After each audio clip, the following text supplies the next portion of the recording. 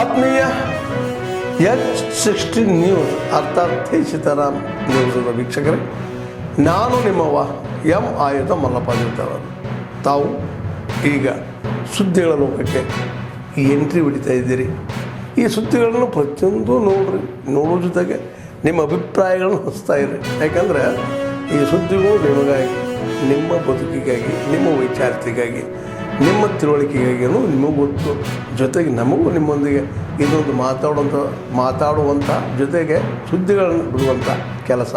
ಈ ಕೆಲಸದಲ್ಲಿ ನಾವು ನಿಮ್ಮೊಂದಿಗಿದ್ದೀವಿ ಅಂತ ಹೇಳ್ತಾ ನೋಡ್ತಾ ಇರಿ ಸುದ್ದಿಗಳನ್ನು.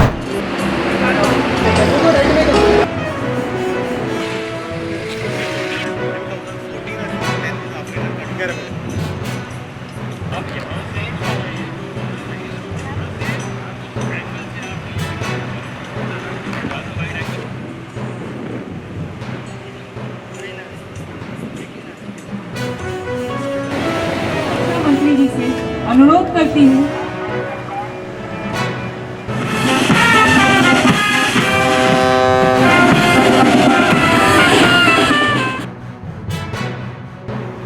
ರಾಜನಾಥ್ ಸಿಂಗ್ ಅವರಿಗೆ ನಾನು ಕೊಟ್ಟಿದ್ದೇನೆ.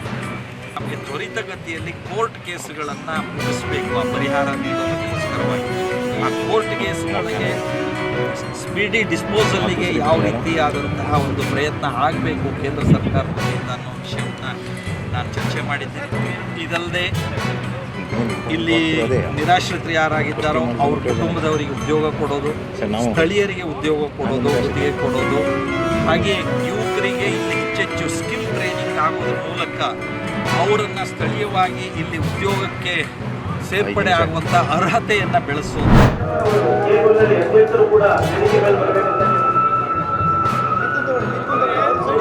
ಸ್ವಾಗತವನ್ನು ಬಯಸುತ್ತೇನೆ.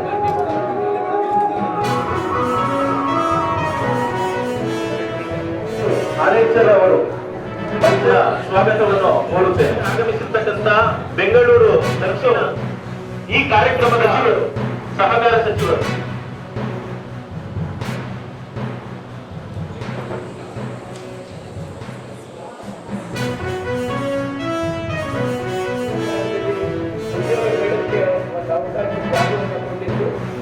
ಮತ್ತೆ 2ನೇ ಕೂಡ ಅವಕಾಶವನ್ನು ಕೊಟ್ಟಿದ್ದಾರೆ.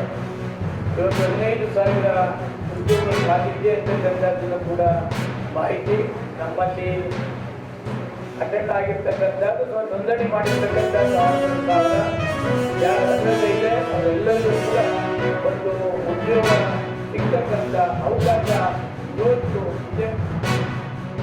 ನಾವು ರಾಜರಾಜೇಶ್ವರಿ ಸಾಹಿತ್ಯ ಕಾಲೇಜು ಆಯ್ಕೆ ಮಾಡಿಕೊಂಡ ಉದ್ದೇಶ ಇಲ್ಲಿ ಸಂಪರ್ಕ, ಮಕ್ಕಳಿಗೆ ಅಥವಾ ಅಭ್ಯರ್ಥಿಗಳಿಗೆ ಟ್ರಾವೆಲ್ ಮಾಡ್ಬೋದು, ಮೆಟ್ರೋನಲ್ಲಿ ನಲ್ಲಗಳಿಗೆ ಕನೆಕ್ಷನ್, ಟ್ರಾನ್ಸ್ಪೋರ್ಟ್ ಎಲ್ಲ ಅನುಕೂಲ ಇರೋದ್ರಿಂದ ಈ ಸ್ಥಳವನ್ನು ಆಯ್ಕೆ ಮಾಡಿಕೊಡ್ತೀವಿ.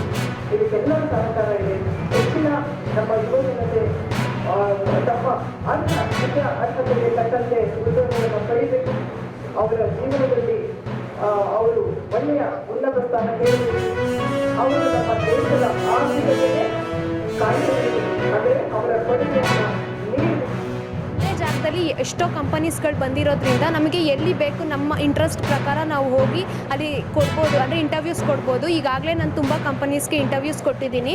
HR ಕಡೆಯಿಂದನೂ ನಂಗೆ ತುಂಬ ಚೆನ್ನಾಗಿ ರೆಸ್ಪಾನ್ಸ್ ಬಂದಿದೆ. ನನಗೆ ಅಂದರೆ ಅದರಲ್ಲೂ ತುಂಬ ಕಂಪನೀಸ್ಗಳು ನನ್ನ ಫೀಲ್ಡ್ ಪ್ರಕಾರ ಅಕೌಂಟೆಂಟ್ಸ್ ಜಾಬ್ಸ್ ಅಥವಾ HR ಜಾಬ್ಸ್ಗೆ ರಿಲೇಟೆಡ್ ಆಗಿರೋದ್ರಿಂದ ನನಗೆ ಅಂದರೆ ನನಗೆ ಹೋಪ್ ಇದೆ, ಸಿಕ್ಕತ್ತೆ ರಿಕ್ರೂಟ್ಮೆಂಟಲ್ಲಿ ನನಗೆ ಜಾಬ್ ಫೇರಲ್ಲಿ ನಂಗೆ ಕೆಲಸ ಆಗುತ್ತೆ ಅನ್ನೋ ಹೋಪ್ಸ್ ಇದೆ. ಮಾಡಿದ್ದೆ ಈಸಿ ವೆಂಚರ್ಸು, ಬಾಷು ಮತ್ತು ಅಮೆಝಾನ್ ಮಾಡಿದ್ದೆ. ಆ 3 ಕಂಪ್ನಿಯಲ್ಲೂ ಈಸಿ ವೆಂಚರ್ ನಂಗೆ ತುಂಬ ಇಷ್ಟ ಆಯಿತು. ಅದರಲ್ಲಿ ಇಂಟರ್ವ್ಯೂ ಲೆವೆಲ್ವರೆಗೂ ಹೋಗಿದ್ದೆ. ಮತ್ತು ನೆಕ್ಸ್ಟ್ ಕಾಲ್ ಮಾಡ್ತೀನಿ, ನಿಮಗೆ ಆಪರ್ಚುನಿಟಿ ಆಗುತ್ತೆ ಅಂತ ಹೇಳಿದರು. ಸುಮಾರು ಒಂದು 100 ಕಂಪ್ನೀಸ್ ನಮ್ಮ ಕಾಲೇಜಲ್ಲೇ ಬಂದಿದೆ. ಇದೊಂದು ನಮಗೆ ತುಂಬ ಹೃದಯ ಒಂದು ಸಂತೋಷ ತಂದಿದೆ. ಮತ್ತು ಗ್ರಾಮೀಣ ಪ್ರತಿಭೆಗಳು ಯಾರ್ಯಾರಿದ್ದಾರೆ, ಸ್ಟೂಡೆಂಟ್ಸ್ ಯಾರ್ಯಾರಿದ್ದಾರೆ, ಅವರಿಗೆಲ್ಲ ಒಳ್ಳೆ ಸುವರ್ಣಾವಕಾಶ ಇದು. ನಮ್ಮ ಕಾಲೇಜಿಗೆ ಬಂದು ಎಲ್ಲ ಅಟೆಂಡ್ ಮಾಡ್ತಾ ಇದ್ದಾರೆ. ನಮ್ಗೆ ತುಂಬ ಇಷ್ಟ ಆಯಿತು.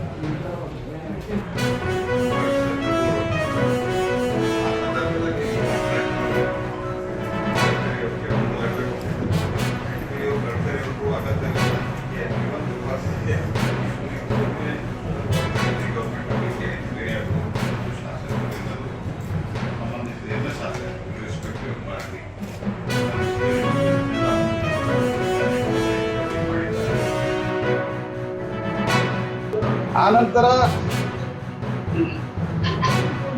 ಕರ್ನಾಟಕದಲ್ಲೇ ಈಗ ಇನ್ನು ಈಗೇನು ಜಮೀರ್ ಏನು ಇತ್ತೀಚೆಗೆ ಕಿರಿಕಿರಿ ಮಾಡಿದಾರೆ ಅದನ್ನ ಬಿಟ್ಟರೆ 54,000 ಎಕರೆ ಇದೆ. ಸಚ್ಚರ ಕಮಿಟಿಯ ವರದಿ ಪ್ರಕಾರನೇ ಬರೇ 10 ವರ್ಷದಿಂದ 11 ವರ್ಷದಿಂದ ಸಚ್ಚರ ಕಮಿಟಿ ವರದಿ ಪ್ರಕಾರ 12,000 ಕೋಟಿ ರೂಪಾಯಿ ಬರ್ತಾ ಇದೆ. 12,000 crores per year. ಅದಾದ್ಮೇಲೆ ಸಿಕ್ಕಾಪಟ್ಟೆ ಆಟ ಆಗಿದೆ. 2013 18 ಲಕ್ಷ ಇದ್ದು ಈಗ 39 ಲಕ್ಷ ಇದೆ. 18 ಲಕ್ಷ ಎಕರೆಗೆ 12,000 ಕೋಟಿ ರೂಪಾಯಿ ಇದೆ. ಈಗ 39 ಲಕ್ಷ ಎಕರೆ ಇದೆ ಅಂತ ಅವ್ರು ಕ್ಲೇಮ್ ಮಾಡಿದ್ದಾರೆ. ಎಷ್ಟು ಬರ್ಬೇಕು? ಸೊ ಇದರಲ್ಲಿ ದುರುಪಯೋಗ ಮಾಡ್ತಾ ಇದ್ದಾರೆ, ಸ್ವಜನ ಪಕ್ಷಪಾತ ಆಗ್ತಾ ಇದೆ, ಆಸ್ತಿಗಳನ್ನ ನುಂಗುತ್ತಾ ಇದ್ದಾರೆ. ಆಸ್ತಿಗಳನ್ನ ಫಿಲ್ಮ್ಸರ್ನ ಹೊಟ್ಟೆಯಿಂದ ಏನಾದ್ರು ಪರಿಸ್ಥಿತಿ. ನಾನೇನು ಐ ಆಮ್ ನಾಟ್ ಅಗೇನ್ ಫಿಲ್ಮ್ಸರ್ನಲ್ಲೂ ಯಾವ ರೀತಿ ಕೊಟ್ಟಿದ್ದಾರೆ. ಆತ್ಮೀಯರೇ, ಎಲ್ಲ ಸುದ್ದಿಗಳನ್ನು ನೋಡಿದ್ರಲ್ಲ, ಏನು ಅನಿಸ್ತು ನಿಮಗೆ? ಇದರಲ್ಲೇ ನಿಮ್ಗೆ ಲೈಕ್ ಆಗಿರ್ಬೋದು, ಡಿಸ್ಲೈಕು ಆಗಿರ್ಬೋದು, ಕಾಮೆಂಟ್ ಬೇಡಪ್ಪ ಅಂತೂ ಅನಿಸಿರ್ಬೋದು, ಕಾಮೆಂಟ್ ಮಾಡಬೇಕಪ್ಪ ಅನಿಸಿರ್ಬೋದು, ಶೇರ್ ಮಾಡಬಾರ್ದಪ್ಪ ಅನಿಸಿರ್ಬೋದು, ಅದು ಮಾಡಬೇಕು ಅನಿಸಿರ್ಬೋದು. ಏನಾದರೂ ಆಗಲಿ ಶೇರ್ ಮಾಡ್ತಾಯಿರಿ, ಈ ನ್ಯೂಸ್ಗಳನ್ನ ಹಂಚ್ತಾ ಇರಿ, ಜೊತೆಗೆ ಇದಕ್ಕೆ ಸಬ್ಸ್ಕ್ರೈಬ್ ಆಗ್ತಾಯಿರಿ ಅಂತ ಹೇಳ್ತಾ H16 ನ್ಯೂಸ್ ಅರ್ಥಾತ್ ಹೇ ಸೀತಾರಾಮ್, ಇದು ಸತ್ಯದ ಕೈಗೆ ನೋಡಿ. ವಂದನೆಗಳು.